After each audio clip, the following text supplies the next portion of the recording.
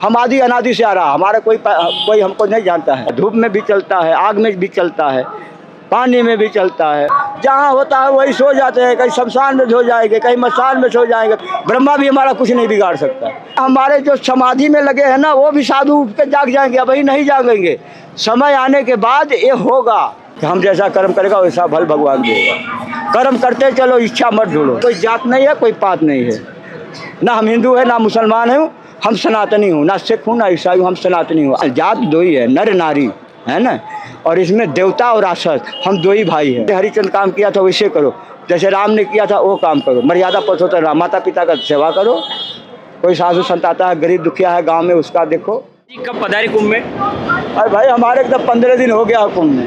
अच्छा महाराज जी, आपका जो स्वरूप देखकर काफी दिव्य स्वरूप लगा, जिसको देखकर हम वशीभूत हो गए। महाराज जी आपका शुभ नाम? भाई हमारा शुभ नाम है नर्मदा गिरी महाराज। तो महाराज श्री आपकी जी जी महाराज श्री आपकी जटाएं और दाढ़ी काफी बड़ी बड़ी हो चुकी है, जिसको देखकर हमें हमारा जटा है और बाल मेरा तो भाई टूट रहा, बुढ़ापा आ गया, 90-95 का उम्र हो गया है। अच्छा 95 साल आपका उम्र हो गया? हाँ, तो अब जटा टूट रही है, दाढ़ी टूट रही है, दाढ़ी में टूटा है, देखो गांठ लगाया दाढ़ी में। भाई देखिए अपने भारतवर्ष में कैसे कैसे दिव्य साधु संत है। महाराज श्री की आयु 95 साल हो गई, लगभग शतायु के लगभग आ चुके हैं, लेकिन अभी भी महाराज श्री की रगों में सनातन के लिए उबलता हुआ खून दौड़ रहा है। ये अपना स्वयं रक्षा करेगा। सनातन जब उबलेगा तो अपना स्वयं रक्षा करेगा, फिर इसके आगे कोई नहीं झुका। सत्य के आगे कोई झुका ही नहीं है, बड़े बड़े आए चले गए है ना। महाराज श्री के दाढ़ी और बाल सफेद हो गए हैं, लेकिन अभी भी आप इनकी त्वचा देखोगे तो शरीर पर एक भी झुर्री नहीं है। शतायु के लगभग आ चुके हैं महाराज श्री, लेकिन इनकी जो कोशिका की आयु है वह इन्हें देखकर हमें लग रहा है कि ये 40 से 45 साल ही इनकी आयु है, इनकी कोशिकाओं की। अर्थात इनकी वास्तविक आयु तो 95 साल है, लेकिन इनकी जो सेल्स की आयु है वह 40 से 50 वर्ष है। तो भाई यह योग और तप का ही प्रभाव है। महाराज श्री हमें इस विषय में बताइए कि आज के समय में जो बहुत ज़्यादा दुख फैल रहा है दुनिया में, बहुत ज़्यादा अनाचार अत्याचार हो रहा है, लोग शारीरिक और मानसिक रूप से दुखी हैं, तो इसका कोई निवारण? इसमें तो भाई देखो, ये अपने अपने कर्मों का दंड है। आगे जो किए हो अभी भोगोगे, जो अभी किए हो आगे भोगोगे। ये तो जन्म जन्म की मात कर्म है, ये तो इसमें कोई ये अपना ही कर्म अपनों को भोगना पड़ता है।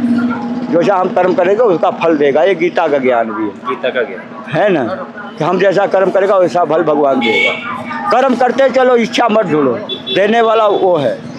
अपना कर्म करते चलो। और महाराज श्री एक मैं इस विषय में पहुंचना चाहूँगा, आज लोगों सामान्य जो लोग हैं उनके पास सुख सुविधा के हर मतलब साधन है, तो दुखी तभी है महाराज, तभी तो कोई का गाड़ी चल रहा है, कोई का बंगला है, बोलता है हमारे पास इतनी गाड़ी है, मेरे पास इतना नौकर है। जब घर से निकल मर जाता है तो उसको घर से कुछ जल्दी करो, निकालो। वो कौने काम को? हमारे यहाँ कुछ, हम यहाँ से एक सुई भी लेकर नहीं जाएंगे। हम अभी क्या कर रहे हैं, अभी हम पेट के पीछे ना ये जो करते हैं ना, पेट ना हो तो किसी से भेंट ना हो। तो कलयुग का है, पहले पवन का आहार करते थे, फिर जल का आहार करते थे, है ना, फिर फल का आहार करते थे, फिर दूध का आहार करते। अब भैया अन्न में प्राण है। सही बात है। कलयुग में अन्न में प्राण है। कोई कहे कि हम ये नहीं करता है, वो नहीं करता है, कलयुग में अन्न में आहार है। महाराज श्री यह एक विचारणीय विषय है कि सामान्य लोगों के पास मतलब हर सुख सुविधा के साधन है, उसके बावजूद वो दुखी हैं, लेकिन आप जैसे लोग जो सब कुछ त्याग चुके हो, हर चीज़ का परित्याग करने के बावजूद आप इतने खुश कैसे रह पाते हो महाराज जी? महाराज भगवान हमको खुश ऐसे लगता है कि हम उसके सदा उसको सौंप दिया है, अपना मन तन धन सब उसके हवाले कर दिया है। हम चलते रहते हैं, हम रात को भी चलते हैं, दिन में भी चलते हैं। जहाँ होता है वही सो जाते हैं, कहीं शमशान में सो जाएंगे, कहीं मसान में सो जाएंगे, कहीं कब्रिस्तान में सो जाएंगे, कहीं जंगल में सो जाएंगे, चलते रहते हैं।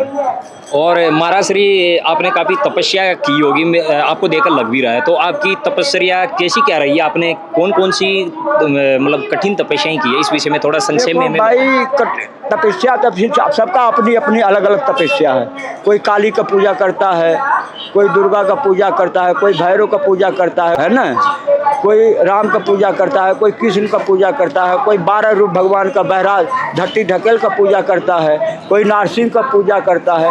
इसमें नाना प्रकार के सभी लोग हैं, और हम लोग हैं रुद्र भगवान शंकर का, शिव जी भगवान। हाँ, हनुमान भी रुद्र है, भैरव भी रुद्र है, ब्रह्मा भी रुद्र है, विष्णु भी रुद्र है, हम रुद्र है।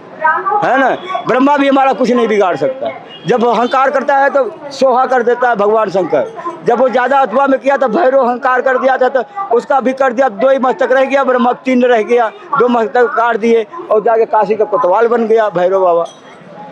महाराज जी, आप भगवान शिव के सबसे बड़े उपासक हो नागा साधु, तो भगवान शिव को पाने के लिए दुनिया लगी हुई है, अनेकों तरह के क्रम पूजा पाठ करती है। गुरु की मतलब है जो माता पिता जो गुरु बताते हैं उसी के हिसाब से सारी काम होता है।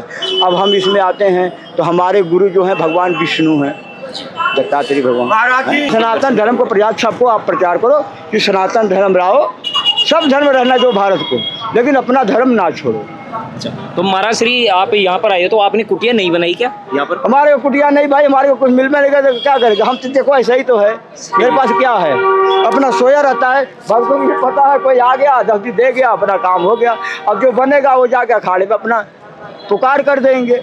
और महाराज श्री आपका मूल स्थान कहाँ पर है जहाँ पर आप तपस्या नेरी में रहते हैं, नेरी हिमाचल प्रदेश नेरी में रहते हैं। अच्छा, हिमालय में वहाँ पर्वतों में आप तपस्या करते हैं? हाँ, किन्नर कैलाश में रहते हैं। तो महाराज श्री जो नागा साधु हैं ये बहुत ज़्यादा गर्मी भी तप भी देखो नागा सन्यासी वो धूप भी खेता है, छाँ भी खेता है ना, वो सब करता है। धूप में भी चलता है, आग में भी चलता है, पानी में भी चलता है। अच्छा, आग में भी चलते हैं, पानी पर भी चलते हैं? हाँ, नागा साधु जो है वो जब उनका अपने पर ऐसे नहीं कुछ करते हैं, जब अपने आयत पर आ जाते हैं ना, अपने आयत पर जब आ गए, जैसे भोला बाबा है ना तो बहुत भोले रहेंगे, अपना बैठे रहेंगे। जब रूप अपना रुद्र रूप जब धरते हैं ना तो उनको दुनिया में कोई मनाने वाला नहीं है। सही। वो तो अब भाई ऐसा ही करके पटक के मारते हैं तो फिर भद्रकाली और वीरभद्र तैयार हो जाता है। अच्छा, तो महाराज जी आपका कहने का अर्थ है कि जब नागा साधुओं पर, अपने संत महात्माओं पर और भगवान शिव पर अगर आन की बात आ जाए तो आप कुछ भी कर सकते हो? हाँ, हम कुछ भी कर सकते हैं। हर जगह तो हमारा शिव ही तो है। आकाश में भी शिव है, पाताल में शिव भी है, अंदर भी शिव है, बाहर भी है, सब चारों जगह तो शिव ही शिव है। कौन शिव का नहीं पूजा करता है? अरे मुसलमान पत्थर दिगार आलम कह के पूछते हैं, हम महादेव कह के पूछते हैं, ईसाई गॉड फादर कह के पूछता है ना। सरदार लोग महाकाल अकाल तख्त करके पूछते हैं और ये महावीर जी बुद्ध जो है महावीर जी कह के पूजते हैं, महावीर बुद्ध। हम तो सारी का धुआ है, भगवान शंकर के सभी के हाथ में है भाई। देखिएगा जैसा हमारा कोई जात नहीं है, कोई पात नहीं है, ना हम हिंदू है ना मुसलमान हूँ, हम सनातनी हूँ, ना सिख हूँ ना ईसाई हूँ, हम सनातनी हूँ। सनातनी हुआ? हाँ, बाबा नानक का भी यही कहना, आदि सत्य जुगाड़, हम आदि अनादि से आ रहा, हमारा कोई हमको नहीं जानता है। और सनातन के लिए अपना सर्वस्व न्योछावर करने के लिए भी बिल्कुल इसके लिए तो तैयार, इसके लिए तो पूरा तैयार। और तभी आप अस्त्र शस्त्र रखते हो इसका? इसके लिए शस्त्र क्या, हमारे जो समाधि में लगे हैं ना वो भी साधु उठ के जाग जाएंगे, अभी नहीं जागेंगे, समय आने के बाद ये होगा। और अभी नहीं, अभी समय बहुत है। अच्छा महाराज जी, आपने बताया जब सनातन की रक्षा की बात आएगी तो जो समाधि रस्त हैं, जो नागा साधु वो भी आ जाएंगे, तो उनके पास तो आएंगे, धरती से निकल के आ जाएंगे, तो उनके पास तो बहुत तगड़ी शक्तियां होगी। हाँ, उनके पास बहुत है।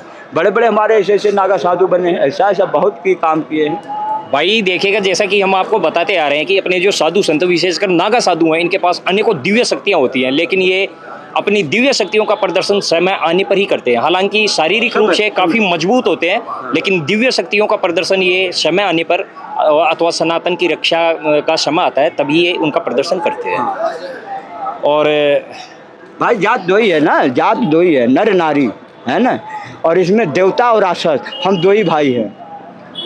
यहाँ कोई जात नहीं है, तो हम लोग जात बना दिया अपने काम के आधार पर जात बना, यहाँ जात नहीं है। अपने जैसे भगत रविदास था वैसे रहो, जैसे नानक अथवा किया था वैसे रहो, जैसे हरिचंद्र काम किया था वैसे करो, जैसे राम ने किया था वो काम करो। मर्यादा पुरुषोत्तम राम, माता पिता का सेवा करो। कोई साधु संत आता है, गरीब दुखिया है गांव में, उसका देखो, उसको आगे बढ़ाओ, इतना है। महाराज जी आपको क्या लगता है, अब घोर कलयुग छा रहा है तो बहुत ज़्यादा अत्याचार होता है, तो राम राज्य धर्म बदलेंगे, फिर बिरादरी से निकाल देंगे लोग, जाति से निकाल देंगे। पहले साधु लोग भी कोई गलत करता था तो उसका चिलम साफी बंद कर देते थे। आज वो समय नहीं है, आज सब वही है, कोई घर है, कोई गोसाई, कोई कुछ है, तो वो चीज़ नहीं है, वो थोड़ी टिकेंगे, वो भी नहीं टिकेंगे।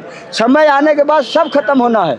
महाराज जब हो धर्म की हानि, बाढ़ है, सूर्य अपमानी, जब भगवान अवतार लेते हैं और सोहा करते हैं। रहेंगे दो ही जति सती सुरमा, यही रहेंगे। महाराज श्री, जैसा कि आपको तो बहुत ज्ञान है, आप दिव्य शक्तियों से देख भी सकते हो, तो मैं ये बात पूछना चाहूँगा, जैसे भगवान राम थे, राम राज्य था, फिर उनके बाद में राम राज्य दोबारा आया था, राजा भरतरी थे, उनके भाई थे सम्राट विक्रमादित्य है 2000 वर्ष वही पूर्व। तो गोरखनाथ का शिष्य थे ना। हाँ। तो आज वही अब हमारे दो का भाई हैं, ये भी जोगी जी भी मेरे अतबा हैं, हमारे ही दल के हैं। हम इधर जब उनके कान फड़ा जाता है ना, तो पार्वती के स्वरूप बनते हैं। और जब अपने कई पीढ़ियों को जब देखेगा ना, आगे जा करके जब ध्यान लगाएगा ना जी, आगे से आगे, आगे से आगे, आगे से आगे, जैसे कि थे कई 108 अथवा में किए थे ना, सांप मार के फेंके थे, तो वही भस्म पितामह को कंडा पर सोना पड़ा था। तो अब जब ध्यान लगाएंगे, जब कृष्ण ने बोला ना, जब वो सही अपना ध्यान लगाएंगे ना, अपने पूर्वजों में जाएंगे, आगे से आगे, आगे से आगे, आगे से आगे, खुद ही आपको पता लग जाएगा।